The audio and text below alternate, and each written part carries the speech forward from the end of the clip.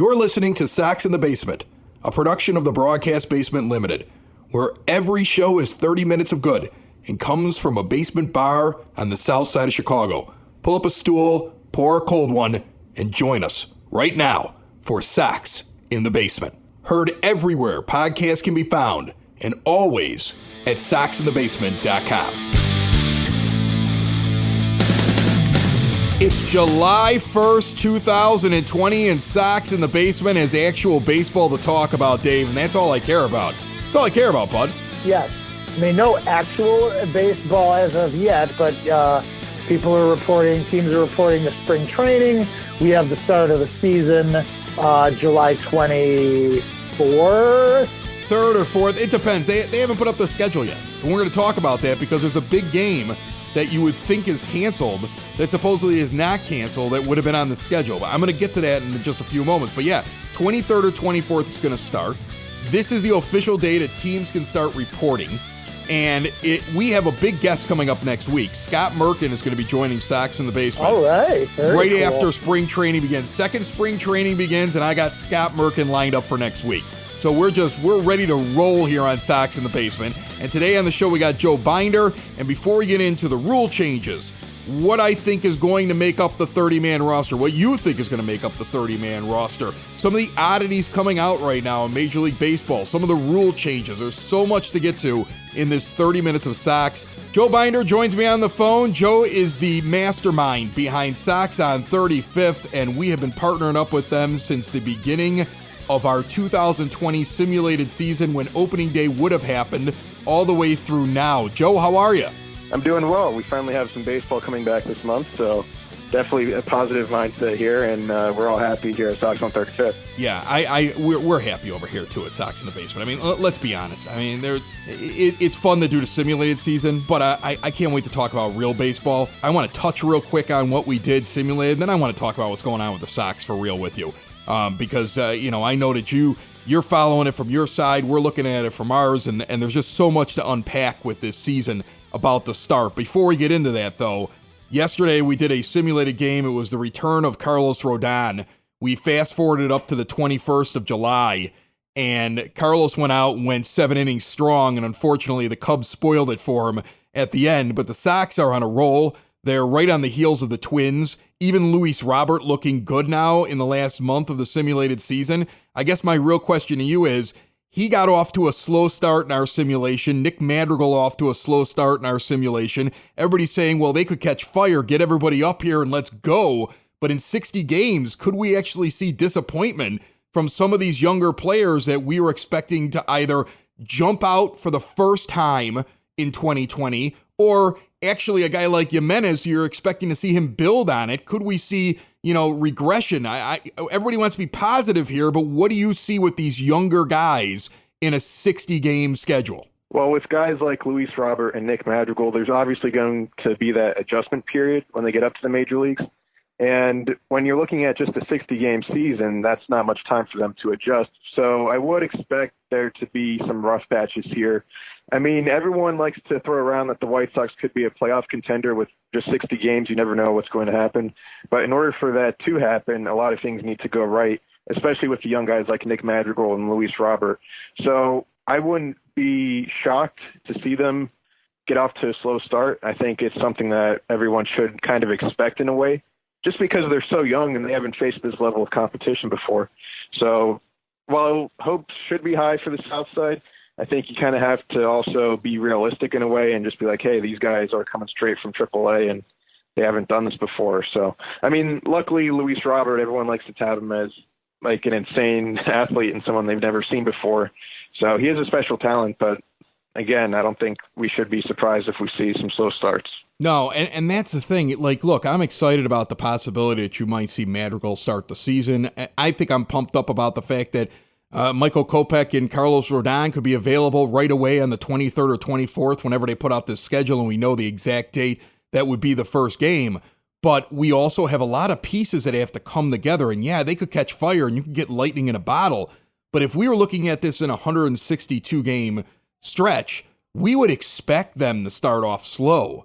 And that's what makes me a little bit nervous. Now, on the other hand, You have Ricky Renteria saying, and this is my favorite quote so far since they said baseball is coming back, because you always hear it's a marathon, not a sprint. And he goes, it's a sprint, not a marathon, which means that the manager now has to decide, am I trying to make sure that with these new young guys that they are going to develop properly so we're ready for 2021 because we're hoping and expecting a full season then? Or do I say, hey, Luis Robert's struggling in the first week, sit him down. I got somebody else can go out there and win, and we're trying to win this year. And that'll be a very interesting thing to kind of watch. Where do you think Renteria will come from, just looking at his initial comments now that we're starting to talk to him again? Well, I mean, he is right. This is going to be a sprint. It's not a marathon. Every game really matters with a 60-game season. And if you see someone struggle, like say you have Luis Roberts struggling, you want to put in maybe an Adam Engel in center field just for a couple of games, see if he can be the option that can hit and provide solid defense and whatnot. So I think while there is time where you could maybe be a little bit patient, the patience level is going to run thin after a while because like every game is so important this season. You can't just have like a stretch of 10 games that go to waste, because if you have one big losing streak, that could be the season going by the wayside, and you really don't want to have that happen. And then when you look at all the pitchers, I mean, that was another interesting quote. Well, I've got my 5 starters, but it will have these other 2 guys in the mix possibly with Rodon and Kopech. This is going to be short leash time. Like, you know, we talked about it on our show. I'm sure you guys have talked about it too on Sox on 35th.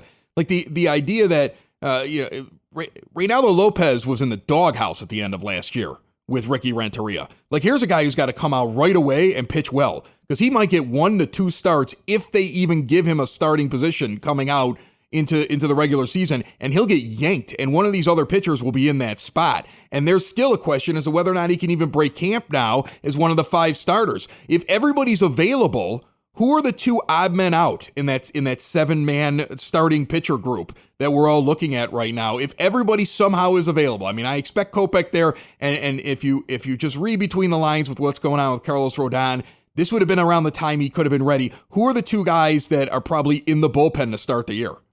This is a really interesting topic to look at, just because there's so many pitchers that are available. And obviously it depends on where Kopech and Rodon stand, but assuming they're healthy, I would probably imagine that it would be between Dylan Cease, Reynaldo Lopez, and Gio Gonzalez being 3 that you really want to analyze. I feel like Cease is someone you want to keep in the rotation. So, like, say Reynaldo Lopez has a couple bad starts, he could be bumped to the bullpen. And same with Gio Gonzalez. They could be long reliever types. But one thing that Ricky kind of touched on was dealing with the rotation. And they could be using some different options, like an expanded rotation where you might have 6 guys going out there.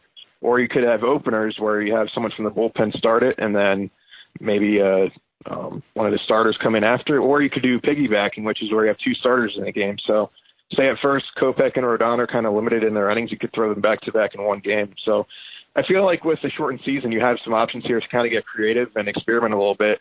And as long as you're winning, I guess it doesn't really matter what you do. Yeah, exactly. And that could be very interesting, because imagine if you put Kopech and Rodon together, or make a righty-lefty combination for teams that are trying to figure out, well, this is our right-handed lineup, this is our left-handed lineup. You could combine somebody like Gio Gonzalez with a Dylan Cease or a Reynaldo Lopez, depending on which one you feel is the weaker one, and you can combine Rodon and Kopech, and now you've got righty-lefty. You've got a starting pitcher that you don't know when they're going to pull that guy and bring in the other guy that throws from the other side. There's just so much you can do with it. That, I get goosebumps just talking about it, because as much as people are upset about the runner starting at second base, and there's National League folks that are upset about the universal DH and all these other things and these factors in the shortened season, it's also going to be just so amazing to watch a once in a lifetime, a once in baseball history type thing, this shortened season, because it's going to be a little different,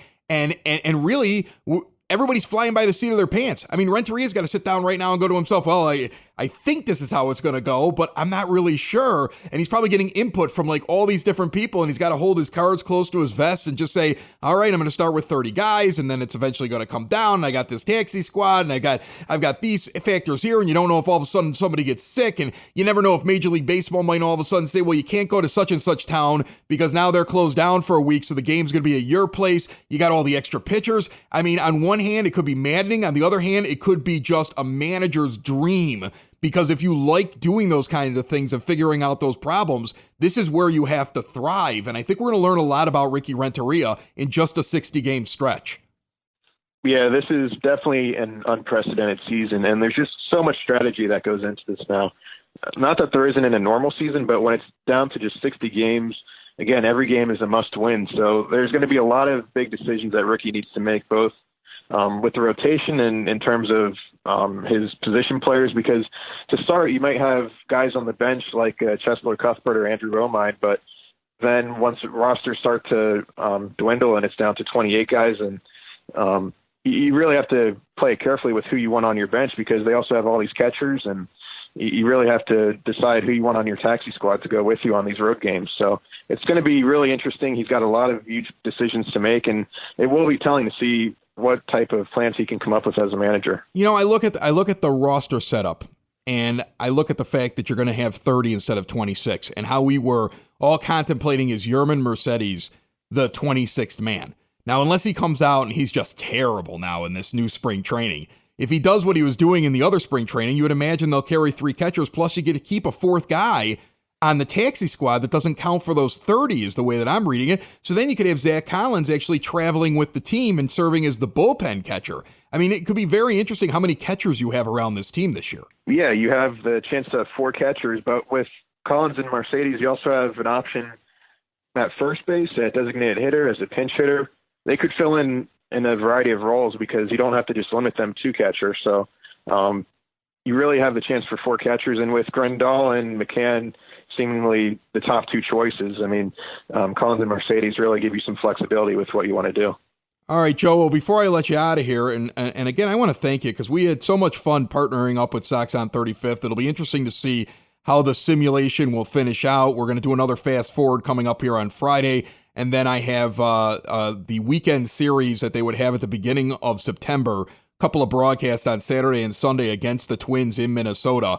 I'm expecting the race to still be close. And then we're going to put the rest off to the side, a couple of weekends of playoffs, and I don't know where it's going to go. I mean, it could be over in a day. It could be over. It could take 2 weeks to get through the thing. I don't know how they'll fare in it, but I kind of want to give everybody like a nice conclusion, because we had so many people that wrote to us and sent us messages that this was becoming part of their life, that they were sitting down, they were listening to a broadcasted White Sox game that wasn't even real. It was a simulation because they missed baseball so much and they enjoyed it so much. And what is your prediction as you've been following the simulated season? Before I let you go, what's your prediction for the simulated 2020 White Sox? Are they going to catch the Twins? Are they a wild card team? What do you think is going to happen? Because you're following this. I'm sure you're interested in it as well.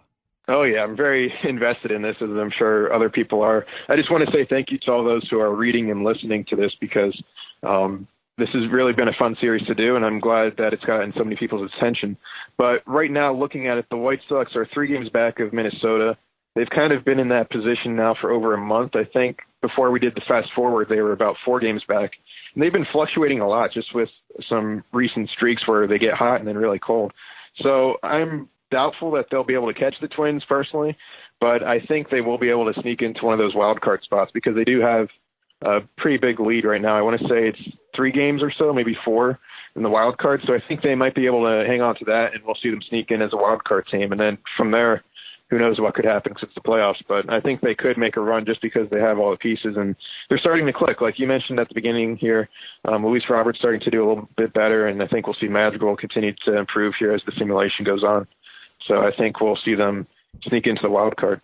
All right, well, that's Joe Binder. I like talking to you, Joe. You know, if anything, this whole thing, we really had never talked on the show before, and it's nice to have somebody else that we can jump on with and talk White Sox baseball with. And so this, I keep trying to find the positives in COVID. Sox in the Basement found Sox on 35th and vice versa. And we've had a lot of fun with the sim season, and I look forward to seeing how it concludes. Yeah, same here. Thanks for everything, and it's been a lot of fun, and we'll definitely have to get you on the Sox on 35th podcast here in the coming weeks. That would be great. I'd have a blast. Joe Binder, everyone. Thanks a lot, Joe. Thank you. So, Dave, I want to talk about real baseball games, although Joe did touch a little bit on the simulation there. And one of the big points that comes up, and I'm curious about what your opinion is, the idea that everybody's saying the White Sox could get off to a great start, lightning in a bottle, go to the postseason, it's anybody's game, 66 days, 60 games in a shortened MLB season. But if we were looking at this at 162 games, we would not have been shocked if they got off to a slow start with rookies like Luis Robert trying to adjust. And could it be possible that the Sox are just basically a team that goes out and, does pretty well, but isn't really a contender because they have a rough stretch at the very beginning? I mean, do you prepare yourself in any way for the possibility this will not be the Cinderella season that everybody wants to paint it to be because it's only 60 games? I don't know, man, because this is so unprecedented. I mean, we have never had a major league season even close to being this short, number one. So it's difficult to tell. I personally am of the opinion that I agree with that. I agree with what they're saying. I think that the White Sox could very well be that team. You're getting what was supposed to be Carlos Rodon, who was going to just kind of show up and hopefully help you out a little bit. Even at the end of the season, what used to be the end of the season is now basically the beginning of the season. So you're basically getting Carlos Rodon for this whole stretch here. He'll be part of your starting rotation. I believe that guys like Luis Robert are going to get out to hot starts because Major League pitching does not know how to adjust to them yet. And it always takes, if you watch spring training, it always seems to take Major League pitchers a while to get going. They need that time during spring training to kind of get themselves back ready in game shape. So I agree. I think that, the White Sox could be that team. Okay, so let's use what we learned in the first spring training and now how the rosters are going to be set up for this new season, at least at the start, because a lot of people I don't think get exactly what all these terms mean. First of all, 60-man player pool, that doesn't mean that those are the only guys that'll ever be in the player pool. They can actually find ways to move guys out of the player pool and move other guys into the player pool. Secondly, you're not taking all 60 guys with you. You still have a 40-man roster. Guy has to be on the 40-man roster to be on the active roster. If you're going to move a guy off of the 40-man roster, that means you got to release him. He's going to be going through waivers. You might not be able to hold on to him. And the big difference is, instead of starting with 26 guys this year, because this was going to be the first year you're going to have 26-man rosters, it's going to be 30 to start the year. If that's the case, and we were already planning on a 26-man roster, and I touched on this a little bit with Joe during the interview, and we looked at our simulated season, who we thought the Sox would have broken camp with. What that means is that it was going to be 13 pitchers and 13 players. You're going to get 2 extra players and 2 extra pitchers. Now, the pitching thing's really easy in my mind to figure out. You're going to have the 5 starters that you expected, first off, okay? You're going to have your Giolito, your Keuchel, your Cease, your Lopez, your Gio Gonzalez. Those 5 right away. That was going to be your starting 5 anyway. Now, you're going to add in 2 guys because Kopech and Rodon will be ready, supposedly. So if they're ready, the bullpen really isn't a competition any more than it was back in the spring because those are the 2 extra pitchers, and you'll still bring the same amount of guys in a bullpen. So what we thought was going to happen is that you would have Bummer go, Cishek go, Colome go, Cordero would most likely go. We thought he was going to end up going there. Jace Fry goes. Carson Fulmer's out of options. He's going to be on the team. Kelvin Herrera ends up on the team to start the year. These are the guys that you're going to see there. Evan Marshall, I think, was the other guy. That's how we rounded it out. Now, there's other names on the list, but I think that when you look at pitchers, I'd be shocked if somebody makes that list other than a name that I just mentioned right now. Now, there might be one of them that makes the taxi squad, and remember what that is after you have your 30-man, there's 3 guys that get to travel with you on road games. One has to be a catcher, And then you can have 2 of anything that you want to, just in case somebody gets sick with COVID and you need to make a replacement right away on the road. So if you look at the offense, that's really where the questions are now. We kept talking about Yerman Mercedes being the 26th man. So if you look at the guys that are being invited to camp, let me just give you the list. 4 catchers: Collins, Grandal, McCann, and Mercedes. Infielders, there's 10 of them being invited to camp: Abreu, Anderson, Encarnacion, Garcia, Mendick, Moncada, and then you have Nick Madrigal, Chelsea Cuthbert, Andrew Romine, and Andrew Vaughn. And outfielders, Engel, Robert, Mazzara, Jimenez, along with Basabe and Delmonico. Now, right, so this is all that's coming player-wise. So let's assume Mercedes is that extra guy, because now there's really no question about it. And they carry 3 catchers on their 30-man roster. And Collins, you have to carry 1 catcher on the taxi squad. He's the taxi squad guy just in case. Right. So this does solve the problem of what do you do? Because I brought this up a while ago, like what do you do with Yerman Mercedes? And there was the conclusion that we had come to is that there's really nothing you can do with him, with as nice of a spring training as he was having, So now that sort of solved that problem because they're able to travel with the 4 catchers because of the taxi squad and the expanded rosters and what have you. All right. So now let's say that Mercedes is there. You got 3 catchers, right? You got Abreu, Anderson, that's 5, Encarnacion 6, Larry Garcia, even though I think he's going to be better as an outfielder than an infielder, but he's a Swiss Army knife. So now you've got 7 right away. You're going to bring Mendick, that's 8, Moncada's 9. You're going to bring Engel 10, Jimenez 11, Mazzara 12, Robert 13. So now you're going to pick 2 guys out of those remaining names. I don't think Andrew Vaughn, they're not starting the clock on him. He's gonna play in the secondary place where the rest of the player pool continues to have like their own little minor league games where they play against each other. Okay, that's what they're gonna do. They're gonna coach him. But who are the other 2 guys? That's going to be the interesting thing. I think they at least take 1 more outfielder. A Nicky Delmonico possibly makes it back on this team now. A Chelsea Cuthbert could end up being an infielder that you never even imagined being there. Or does Nick Madrigal get added to the 40-man roster and now break camp with the team? Or do they mess with service time and hold him out for like a week and a half, which they would probably have to do, to be able to have that service time on him in a 60-game season? So there's so many things that could happen here. That's what the story of July is. Now, a couple of questions. First of all, I might have missed it. Did we mention Basabe in this? He is. You think that they would take him over Delmonico if he has a good enough camp? I think they take at least 1 more outfielder. He'd have to have a good enough. I mean, I think that's what they probably should do. But I mean, I can see them. I see them more likely giving Nicky Delmonico one more chance. Here's the other thing: you have a 30-man roster that's going to get reduced. You don't get 30 for the whole season. So if you bring a guy and you put him on a 30-man roster and reductions come along and it's time for you to jettison a guy off of that roster, he's already started his clock. He's already played games in the majors. You understand? So it'll be interesting to see if the Sox are going to be like, well, anybody whose clock hasn't started, we're not starting it.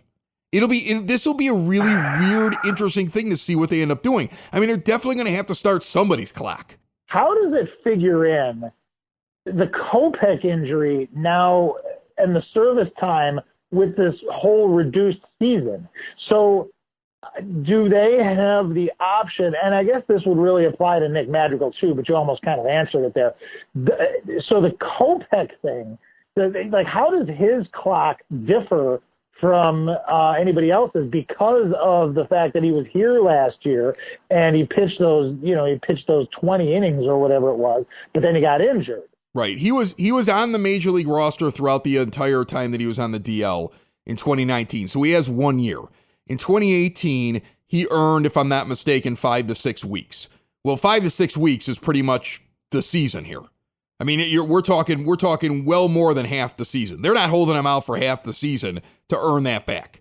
So if anything happened here with Kopech, where they might have even thought like, oh, we're going to hold him out for 5 to 6 weeks and then bring him up in May so that we can regain that. Even if that crossed their mind, that's not happening. But with Madrigal, we're talking about like if you start him a week and a half in under the agreement, you would have an extra year of arbitration that you could hold with him, just because you hold him off for a little while. Now, I think it's stupid because he's an infielder. They're a dime a dozen, and he hasn't shown anything in the minors that makes me think that he's going to be one of these guys that's going to be commanding $15 million a year when he finally becomes available to teams as a free agent 6 years from now. So I think that's just stupid. If he's good enough in spring training, he should be on the team. You're talking 6 years from now, dude. It's like, you're going to be able to have the money to pay him, even if he is that type of guy, which he hasn't shown that he can be yet. So I guess that was where I was going to ask the question is, do they really continue to screw around with the Nick Madrigal service time? I mean, are we going to get the Danny Mendick, Leury Garcia tandem at second base like we were doing in the simulated game? Well, here's the thing. I would take Danny Mendick. I think Danny Mendick, we talked about it last year. I think Danny Mendick could play a solid second base for you. I'd rather see him start at second base than Leury Garcia. Right, because Leury Garcia is an outfielder. No, I would rather see Garcia be a guy that every day is in a different spot, and he's in the lineup 5 to 6 times out of every week. And that gives guys rest and a very quick, every day they're playing 60 games in 66 days season because you can move him everywhere. That's where I'd like to see him. I'd like him to be available to move into somebody else's spot. But I would be fine if Mendick started at second base. Hey, you want to have Leury be the opening day second baseman? Fine. But day 2, if Mendick's at second, or day 3, Mendick's at second, and Garcia is out there spelling somebody who might have felt a tweak somewhere in the outfield or moved around someplace else in the infield, I'm totally fine with it. And it'll be very interesting how Renteria uses his team. I mean, think about it. You're going to have such a deep bench. Every game matters. Every game is like the World Series. Every day is like the playoffs. You lose 3-4 games in a row, it could kill your season. Okay? So this is going to be nothing but intensity and strategy. As Joe Binder said, you might, with this 7-man pitching staff, see them say, okay, well, Kopech and Rodon are coming off of injury. One's a righty, one's a lefty. Make them a pitcher. And whenever one of them's not ready for like the 3rd or 4th or 5th inning, the other one comes in. And now somebody set up their lineup for a lefty starter, and all of a sudden it's a righty starter. You could use the opener and not even tell him what you're doing. Rodon comes out throwing lefty. He pitches 2 innings. And now the second time through the lineup, here comes Kopech, and that entire lineup set up for a lefty.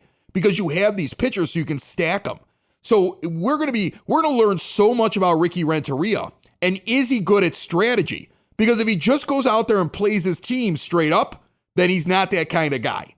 This is this kind of season it's made for strategic minds. And he has at least said it's a sprint, not a marathon, and you have to manage it differently. So he seems to have that understanding, which makes this fascinating to me this year as a White Sox fan. Here's the other thing, too, that we keep wondering, that we had wondered about Ricky before, and it's going to become more important now than ever. If this team hits a slump, this young team hits a slump and starts to lose that swagger, how quickly can Ricky get him out of it? Because this team last year would go on losing streaks for, a week at a time or more. And if it's a 162 game season, yeah, whatever, that sucks. But the thing is, when you're now only have 60 games and minimal days off, as you said, any significant losing streak could kill you. So is Ricky the type of guy that's going to be able to get his team out of these funks, post haste? It'll be most interesting to see how quick Ricky pulls a guy from a game or takes a guy out of the everyday lineup, depending on his performance when the games mean so much more. Right. Dave, we're short on time. I got 2 announcements for you. The first one is about our logo today. Folks might have noticed it, but our sponsor has changed. It is not because of some kind of issue with Cork and Carry at the Park. In fact, we love Cork and Carry at the Park.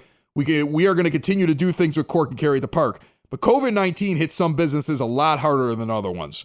And the Cork has got to kind of circle the wagons right now. They've got 2 places, and one of them just got to open in the last week or so. And we were fortunate that one of our other great advertisers Family Waterproofing Solutions has stepped in and taken over the sponsorship of Sox in the Basement for the remainder of 2020. We are, first of all, blessed to have them. They're huge supporters. They do a great job.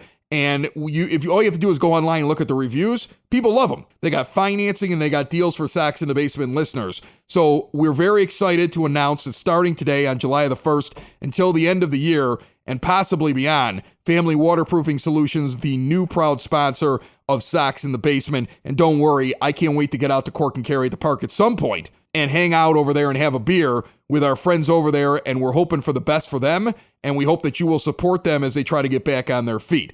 The other announcement, Dave, is even more interesting maybe to me.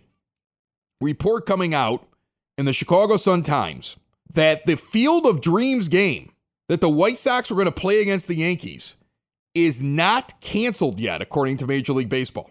Okay. Remember, they built this stadium out there for the White Sox to play? The Yankees will, of course, not be playing the White Sox, but there is now speculation saying that the Sox will still play one of their games this season out in Dyersville, Iowa, in a cornfield, and it could be against any one of the teams on their schedule. Now, I'm going to tell you who it should be.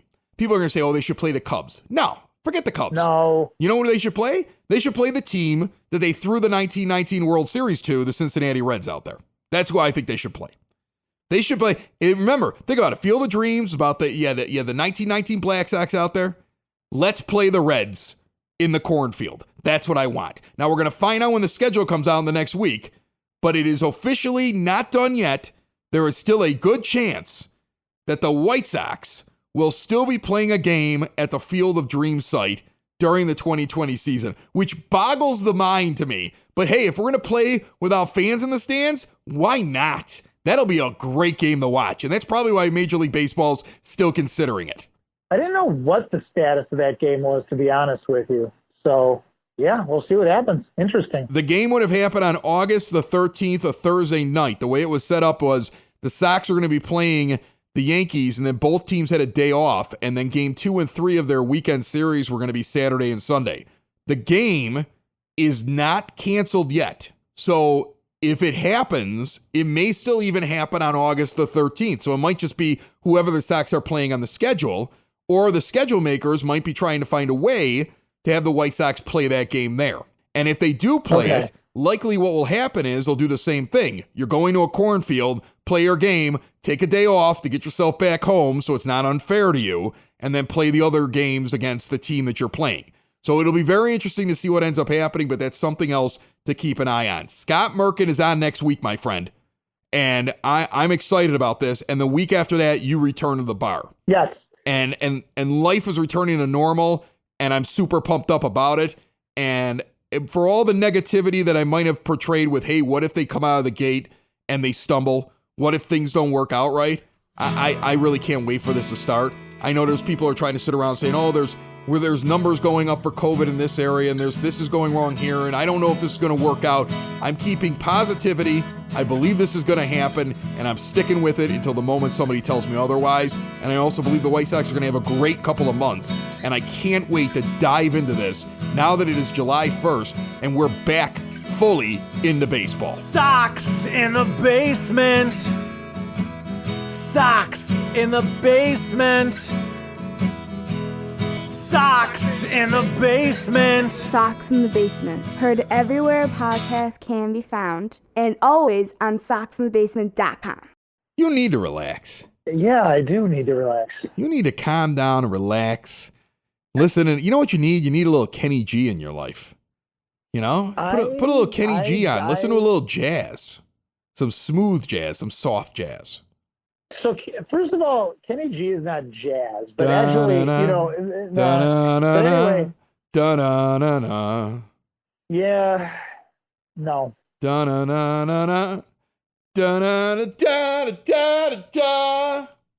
I'm gonna pass.